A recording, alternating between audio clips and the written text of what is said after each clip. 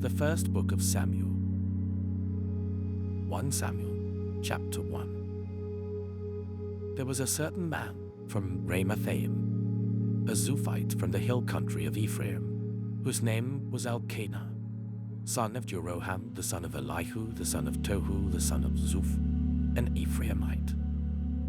He had 2 wives. One was called Hannah, and the other Peninnah. Peninnah had children, but Hannah had none. Year after year, this man went up from his town to worship and sacrifice to the Lord Almighty at Shiloh, where Hophni and Phinehas, the 2 sons of Eli, were priests of the Lord. Whenever the day came for Elkanah to sacrifice, he would give portions of the meat to his wife Peninnah and to all her sons and daughters. But to Hannah he gave a double portion, because he loved her, and the Lord had closed her womb. Because the Lord had closed Hannah's womb, her rival kept provoking her in order to irritate her. This went on year after year. Whenever Hannah went up to the house of the Lord, her rival provoked her till she wept and would not eat. Her husband, Elkanah, would say to her, "Hannah, why are you weeping? Why don't you eat? Why are you downhearted? Don't I mean more to you than 10 sons?" Once, when they had finished eating and drinking in Shiloh, Hannah stood up. Now Eli, the priest, was sitting on his chair by the doorpost of the Lord's house. In her deep anguish, Hannah prayed to the Lord, weeping bitterly.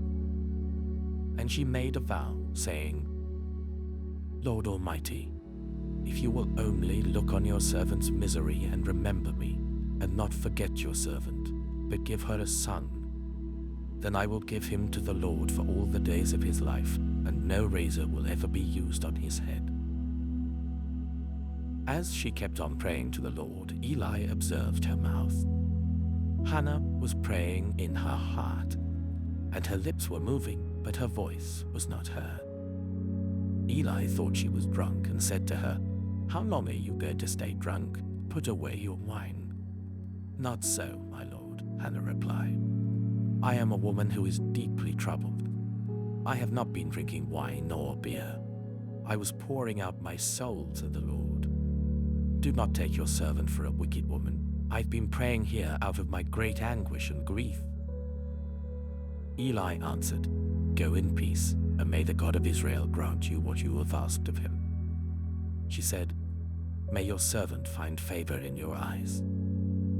Then she went away and ate something, and her face was no longer downcast. Early the next morning, they arose and worshipped before the Lord, and then went back to their home at Ramah. Elkanah made love to his wife Hannah, and the Lord remembered her. So in the course of time, Hannah became pregnant and gave birth to a son. She named him Samuel, saying, "Because I asked the Lord for him." When her husband Elkanah went up with all his family to offer the annual sacrifice to the Lord and to fulfill his vow, Hannah did not go. She said to her husband, "After the boy is weaned, I will take him and present him before the Lord, and he will live there always." "Do what seems best to you," her husband Elkanah told her. "Stay here until you have weaned him. Only may the Lord make good his word." So the woman stayed at home and nursed her son until she had weaned him. After he was weaned, she took the boy with her, young as he was, along with a 3-year-old bull, an ephah of flour, and a skin of wine, and brought him to the house of the Lord at Shiloh. When the bull had been sacrificed, they brought the boy to Eli, and she said to him, "Pardon me, my lord. As surely as you live, I am the woman who stood here beside you praying to the Lord. I prayed for this child, and the Lord has granted me what I asked of him. So now I give him to the Lord. For his whole life he shall be given over to the Lord." And he worshipped the Lord there.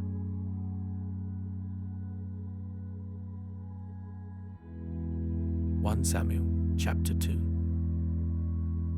Then Hannah prayed and said, My heart rejoices in the Lord. In the Lord my horn is lifted high.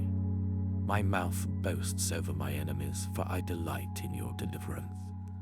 There is no one holy like the Lord. There is no one besides you. There is no rock like our God. Do not keep talking so proudly, or let your mouth speak such arrogance. For the Lord is a God who knows, and by him deeds are weighed. The bows of the warriors are broken, but those who stumbled are armed with strength. Those who are full hire themselves out for food, but those who are hungry no more. She who was barren has borne 7 children, but she who has had many sons pines away.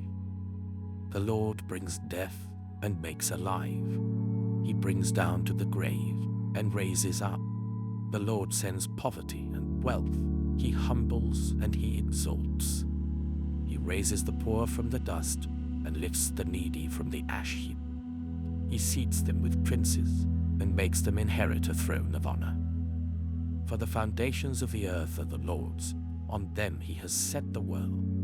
He will guard the feet of his faithful servants, but the wicked will be silenced in the place of darkness. It is not by strength that one prevails. Those who oppose the Lord will be broken. The Most High will thunder from heaven. The Lord will judge the ends of the earth.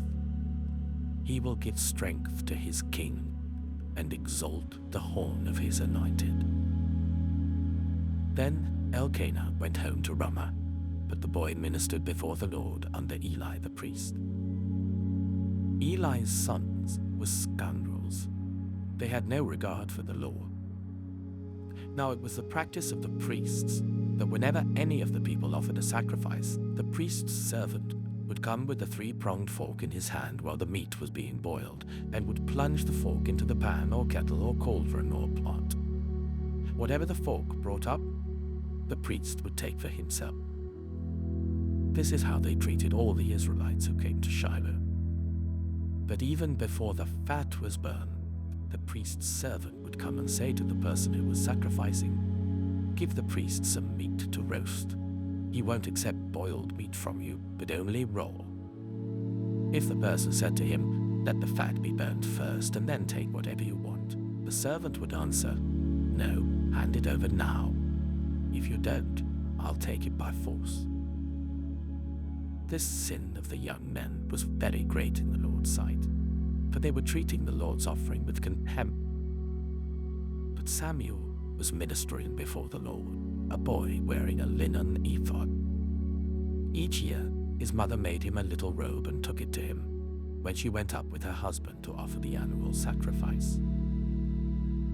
Eli would bless Elkanah and his wife, saying, "May the Lord give you children by this woman to take the place of the one she prayed for and gave to the Lord."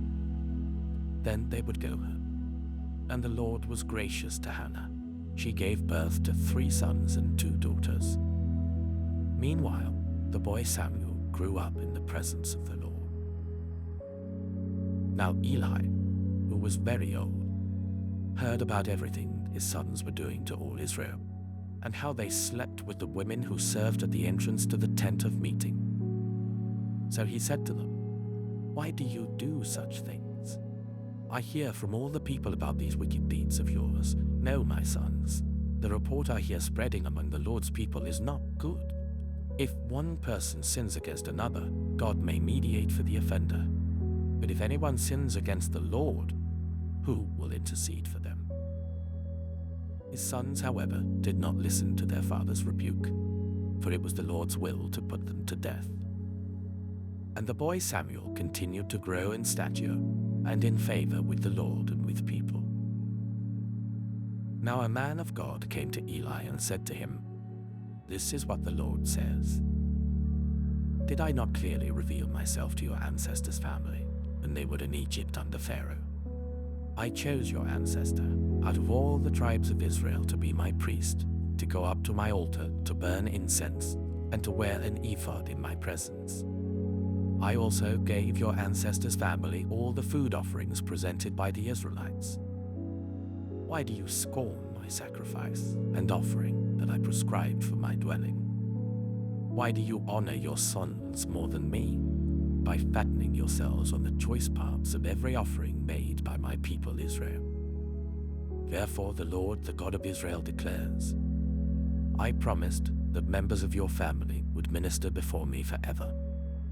But now the Lord declares, far be it from me. Those who honor me, I will honor, but those who despise me will be disdained. The time is coming when I will cut short your strength and the strength of your priestly house, so that no one in it will reach old age, and you will see distress in my dwelling. Although good will be done to Israel, no one in your family line will ever reach old age. Every one of you that I do not cut off from serving at my altar, I will spare only to destroy your sight and sap your strength, and all your descendants will die in the prime of life. And what happens to your 2 sons, Hophni and Phinehas, will be a sign to you. They will both die on the same day. I will raise up for myself a faithful priest, who will do according to what is in my heart and mind. I will firmly establish his priestly house, and they will minister before my anointed one always. Then everyone left in your family line will come and bow down before him for a piece of silver and a loaf of bread, and plead, appoint me to some priestly office so that I can have food to eat.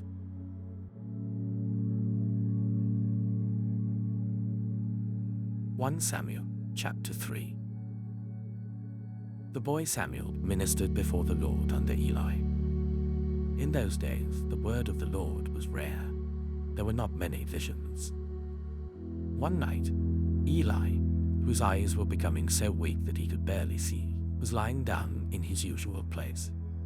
The lamp of God had not yet gone out, and Samuel was lying down in the house of the Lord where the Ark of God was. Then the Lord called Samuel. Samuel answered, Here I am. And he ran to Eli and said, Here I am, you called me. But Eli said, I did not call. Go back and lie down. So he went and lay down. Again the Lord called Samuel. And Samuel got up and went to Eli and said, Here I am, you called me.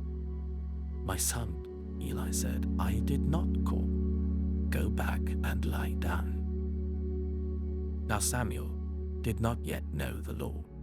The word of the Lord had not yet been revealed to him. A third time the Lord called, Samuel.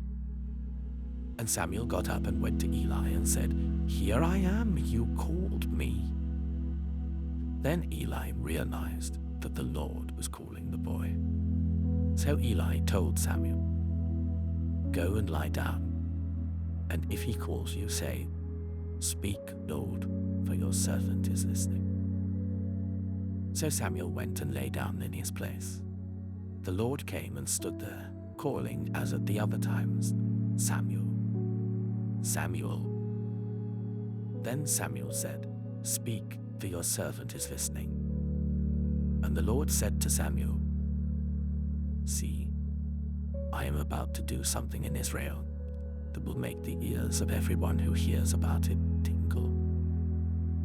At that time, I will carry out against Eli everything I spoke against his family, from beginning to end. For I told him that I would judge his family forever, because of the sin he knew about. His sons uttered blasphemies against God, and he failed to restrain them. Therefore, I swore to the house of Eli, the guilt of Eli's house will never be atoned for by sacrifice or offering. Samuel lay down until morning, and then opened the doors of the house of the Lord. He was afraid to tell Eli the vision, but Eli called him and said, Samuel, my son. Samuel answered, Here I am. What was it he said to you? Eli asked. Do not hide it from me. May God deal with you, be it ever so severely, if you hide from me anything he told you. So Samuel told him everything, hiding nothing from him. Then Eli said, He is the Lord. Let him do what is good in his eyes." The Lord was with Samuel as he grew up, and he let none of Samuel's words fall to the ground. And all Israel from Dan to Beersheba recognized that Samuel was attested as a prophet of the Lord. The Lord continued to appear at Shiloh, and there he revealed himself to Samuel through his word.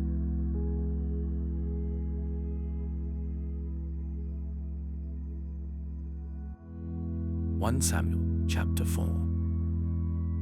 And Samuel's word came to all Israel.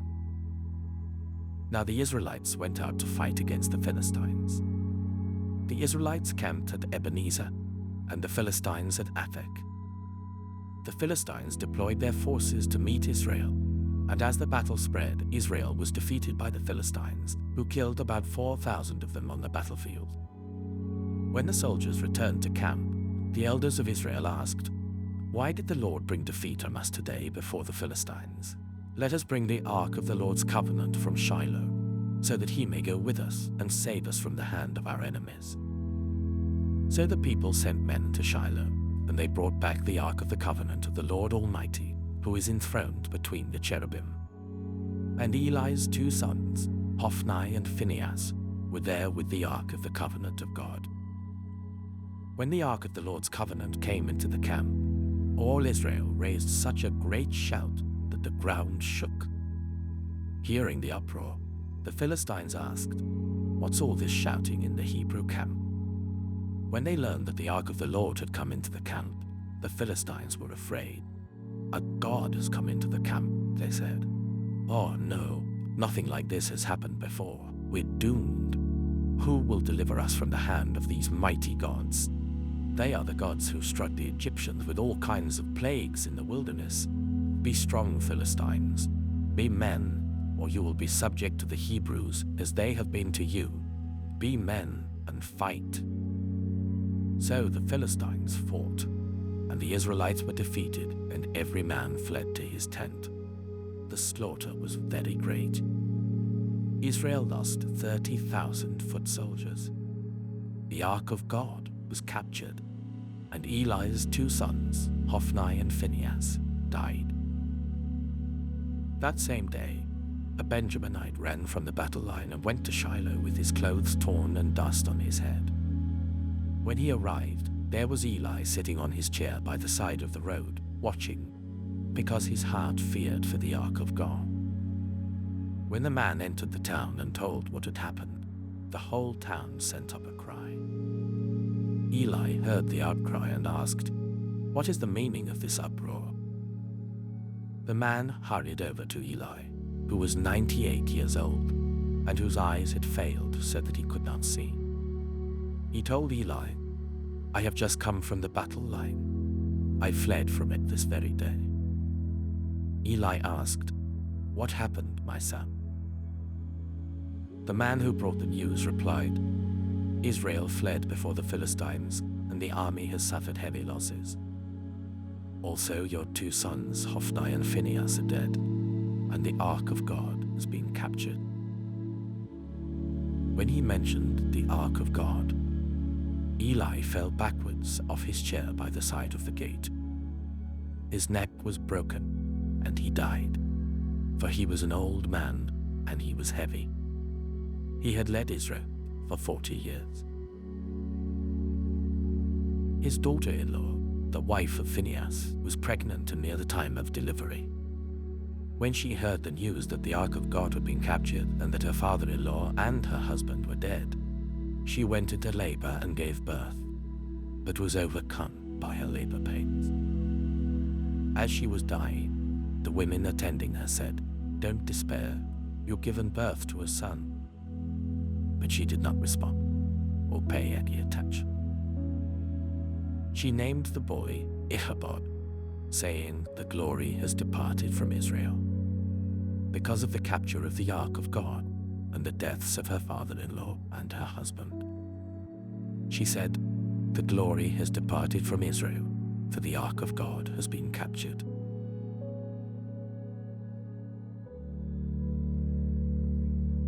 One Samuel chapter 5. After the Philistines had captured the Ark of God, they took it from Ebenezer to Ashdod. Then they carried the ark into Dagon's temple and set it beside Dagon. When the people of Ashdod rose early the next day, there was Dagon, fallen on his face on the ground before the ark of the Lord. They took Dagon and put him back in his place. But the following morning when they rose, there was Dagon, fallen on his face on the ground before the ark of the Lord. His head and hands had been broken off and were lying on the threshold. Only his body remained. That is why to this day, neither the priests of Dagon nor any others who enter Dagon's temple at Ashdod step on the threshold. The Lord's hand was heavy on the people of Ashdod and its vicinity. He brought devastation on them and afflicted them with tumors. When the people of Ashdod saw what was happening, they said, "The ark of the God of Israel must not stay here with us, because his hand is heavy on us and on Dagon our God." So they called together all the rulers of the Philistines and asked them, "What shall we do with the ark of the God of Israel?" They answered, "Let the ark of the God of Israel be moved to Gath." So they moved the ark of the God of Israel. But after they had moved it, the Lord's hand was against that city, throwing it into a great panic. He afflicted the people of the city, both young and old, with an outbreak of tumors. So they sent the Ark of God to Ekron. As the Ark of God was entering Ekron, the people of Ekron cried out, "They have brought the Ark of the God of Israel round to us to kill us and our people." So they called together all the rulers of the Philistines and said, "Send the Ark of the God of Israel away. Let it go back to its own place, or it will kill us and our people." For death had filled the city with panic. God's hand was very heavy on it. Those who did not die were afflicted with tumors, and the outcry of the city went up to heaven.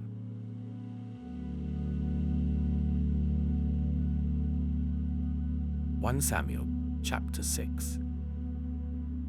When the ark of the Lord had been in Philistine territory for 7 months, the Philistines called for the priests and the diviners and said, "What shall we do with the ark of the Lord? Tell us how we should send it back to its place." They answered, "If you return the ark of the God of Israel, do not send it back to him without a gift. By all means send a guilt offering to him. Then you will be healed, and you will know why his hand has not been lifted from you."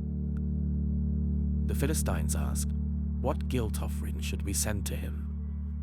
They replied, 5 gold tumors and 5 gold rats, according to the number of the Philistine rulers, because the same plague has struck both you and your rulers. Make models of the tumors and of the rats that are destroying the country, and give glory to Israel's God. Perhaps he will lift his hand from you and your gods and your land. Why do you harden your hearts as the Egyptians and Pharaoh did? When Israel's God dealt harshly with them, did they not send the Israelites out so that they could go on their way? Now then, get a new cart ready, with 2 cows that have calved and have never been yoked. Hitch the cows to the cart, but take their calves away and pen them up. Take the ark of the Lord and put it on the cart, and in a chest beside it put the gold objects you are sending back to him as a guilt offering. Send it on its way, but keep watching it. If it goes up to its own territory, towards Beth Shemesh, then the Lord has brought this great disaster on us. But if it does not, then we shall know that it was not his hand that struck us, but that it happened to us by chance." So they did this. They took 2 such cows and hitched them to the cart and penned up their calves.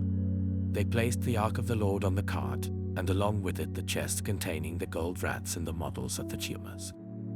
Then the cows went straight up towards Beth Shemesh, keeping on the road and lowing all the way. They did not turn to the right or to the left. The rulers of the Philistines followed them as far as the border of Beth Shemesh. Now the people of Beth Shemesh were harvesting their wheat in the valley, and when they looked up and saw the ark, they rejoiced at the sight. The ark came to the field of Joshua of Beth Shemesh, and there it stopped beside a large rock. The people chopped up the wood of the cart and sacrificed the cows as a burnt offering to the Lord. The Levites took down the Ark of the Lord together with the chest containing the gold objects and placed them on the large rock. On that day, the people of Beth-shemesh offered burnt offerings and made sacrifices to the Lord. The 5 rulers of the Philistines saw all this and then returned that same day to Ekron. These are the gold tumors the Philistines sent as a guilt offering to the Lord, 1 each for Ashdod, Gaza, Ashkelon, Gath, and Ekron. And the number of the gold rats was according to the number of Philistine towns belonging to the 5 rulers, the fortified towns with their country villages. The large rock on which the Levites set the Ark of the Lord is a witness to this day in the field of Joshua of Beth-shemesh. But God struck down some of the inhabitants of Beth-shemesh, putting 70 of them to death because they'd looked into the Ark of the Lord. The people mourned because of the heavy blow the Lord had dealt them, and the people of Beth-shemesh asked, "Who can stand in the presence of the Lord, this holy God? To whom will the ark go up from here?" Then they sent messengers to the people of Kiriath-jearim, saying, "The Philistines have returned the Ark of the Lord. Come down and take it up to your town."